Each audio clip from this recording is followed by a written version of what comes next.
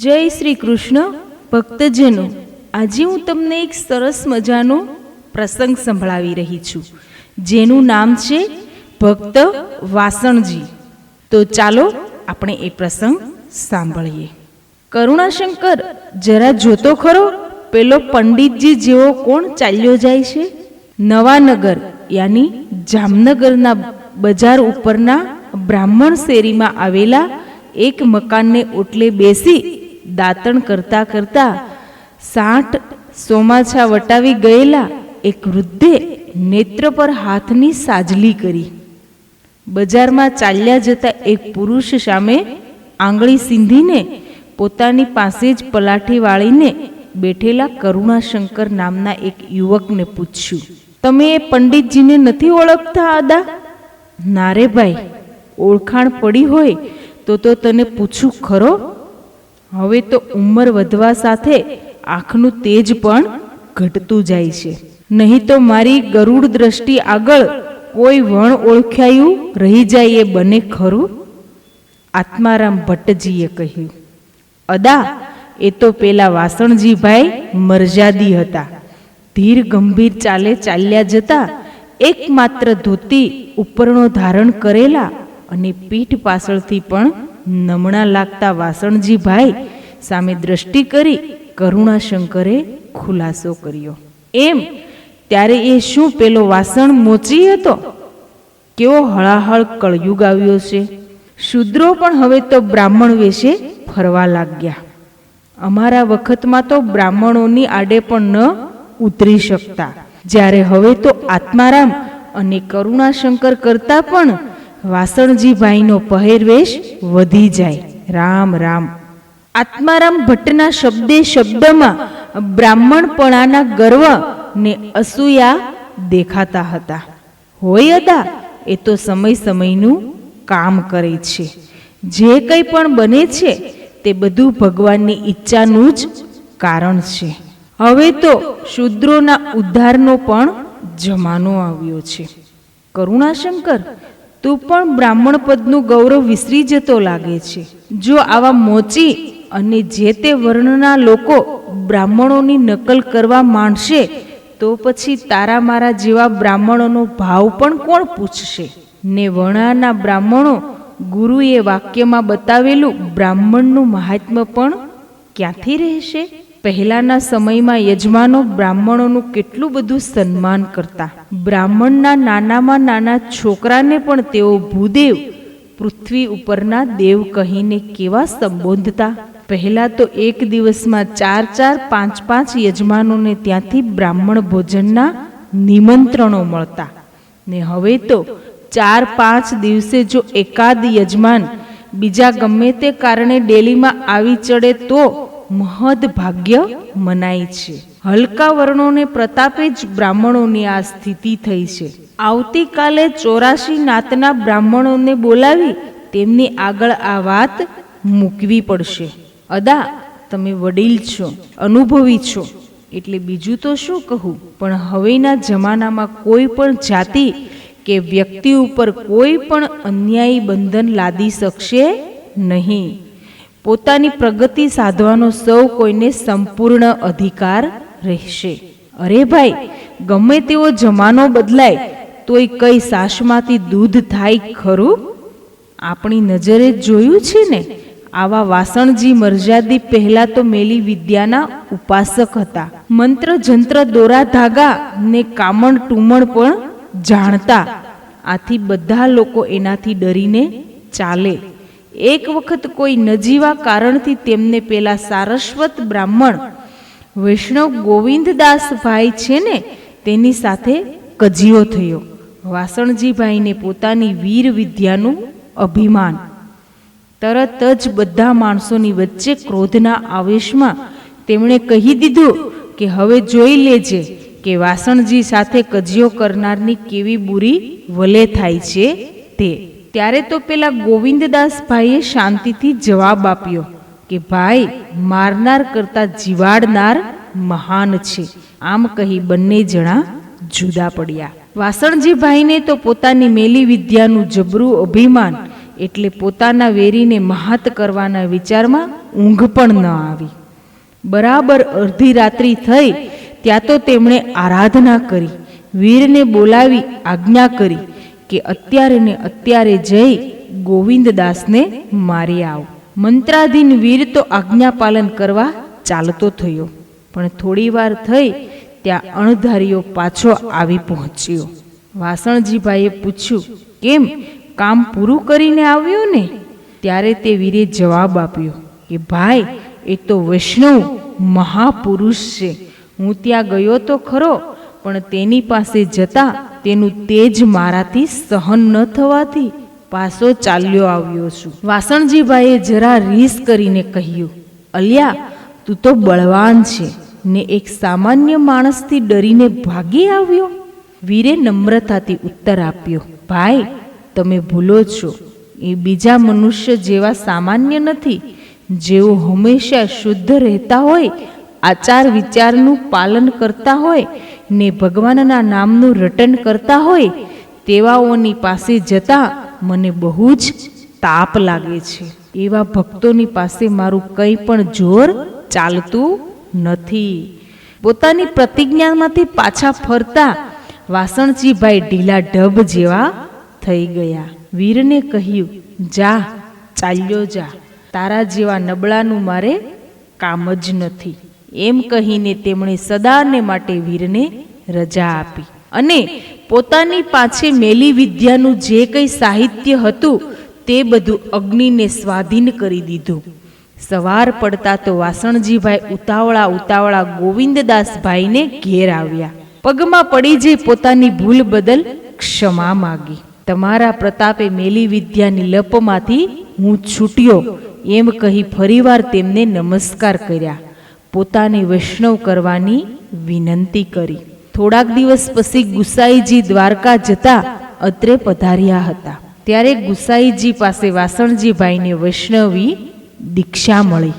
પછી તો તેમણે ગોવિંદદાસના સંગથી મરજાદ લીધી ને ઠાકોરજીની સેવા કરે છે.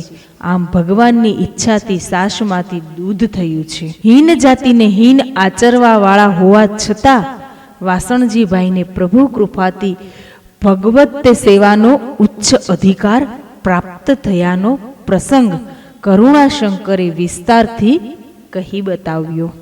નવાનગરની કચેરીમાં આજે જેતલપુર પણ જગ્યા નથી. આખી કચેરી માણસોથી ચિક્કાર ભરાઈ ગઈ છે. કચેરીના પ્રવેશ દ્વાર સામે જ ઊંચા મૂલ્યવાન આસન ઉપર નગર નરેશ બેઠા છે. એક બાજુ અમીર ઉમરાવો આદિ રાજ કર્મચારીઓ બેઠા છે, જ્યારે બીજી બાજુ નાના પ્રકારના વસ્ત્રાભૂષણોમાં સજ્જ થયેલા નગરવાસીઓ બેઠા છે. સૌની દ્રષ્ટિમાં કંઈક કુતૂહલ દેખાય છે, છતાં બધાના મુખ બંધ છે. થોડીવાર પછી બધી બાજુ દ્રષ્ટિપાત કરીને નગરપતિએ સન્માનિત આસનો પર વિરાજેલા પંડિતો બ્રાહ્મણો સામે જોઈને કહ્યું, બોલો ભૂદેવો, આપને શું કહેવું છે? નગર નરેશના આટલા શબ્દોથી સૌ કોઈ પોતપોતાની કર્ણેન્દ્રિયને તીવ્ર કરી શાંતિનો લેશ પણ ભંગ ન થાય તેમ બેસી રહ્યા. થોડી વારમાં બ્રાહ્મણોની પંક્તિમાંથી અવાજ આવ્યો, આત્મારામ ભટ્ટજી, ઉઠો, તમારે જે કહેવું હોય તે કહો. બાપુ, આપના ધર્મરાજ્યમાં બીજું તો અમારે બ્રાહ્મણોને શું કહેવાનું હોય, પણ આજકાલ ક્ષુદ્ર વર્ણના મનુષ્યો બ્રાહ્મણનો વેશ પહેરીને તેનું અનુકરણ કરી બ્રાહ્મણોનું અને બ્રાહ્મણપણાનું અપમાન કરી રહ્યા છે. એ આપના જેવી પ્રજાપ્રેમી રાજવીના રાજ્યમાં ન થવું જોઈએ. આત્મારામ ભટ્ટે ઊભા થઈને નગર નરેશ પાસે અંતરમાં ખૂંચતી વાત રજૂ કરી. મારા રાજ્યમાં બ્રાહ્મણોનું અપમાન કરનાર એવો કોણ છે? નગર નરેશના સ્વરમાં ઉગ્રતા આવી ગઈ. બાપુ, બીજો તો કોઈ નહીં પણ વાસણ નામનો એક મોચી ચારેય શેડે ધોતિયું પહેરી ઉપરનો ઓઢે છે ને ચાખડીએ ચડી ભર બજારમાં ચાલ્યો જાય છે. રસ્તામાં કોઈ બ્રાહ્મણ મળે તો તેને નમસ્કાર સુદ્ધા કરતો નથી. આત્મારામ ભટ્ટે મીઠું મરચું ભભરાવીને વાસણજીભાઈના વિરુદ્ધની વાત કરી. એ વાસણને બોલાવ્યો છે ને, આવ્યો હોય તો હાજર કરો. નગર નરેશની આજ્ઞાથી સિપાઈ આગળ વધવાની તૈયારી કરે છે. ત્યાં નગરવાસીઓ વચ્ચેથી એક છોકરો ઊભો થાય છે. આખી કચેરીનું ધ્યાન તેના તરફ ખેંચાય છે. ભક્તિના તેજથી ભવ્ય લાગતી તેની મુખ મુદ્રા નીચા નમેલા પણ કરુણા વરસાવતા તેના વિશાળ નેત્રો, લલાટ પર શોભતું ભગવત ચરણનું કૃતિકાનું લાલ તિલક તથા ધોતી બંડીને ઉપરનો ધારણ કરેલો તેનો ગોર વર્ણનનો સુંદર અને નિરોગી દેહ જોઈ સૌ કોઈને તેની સાથે ભગવત વત્સલ સ્મરણ કરવાનું મન થઈ આવ્યું. નગર નરેશ તો આ અકલ્પ્ય દ્રશ્ય જોઈને થંભી ગયા.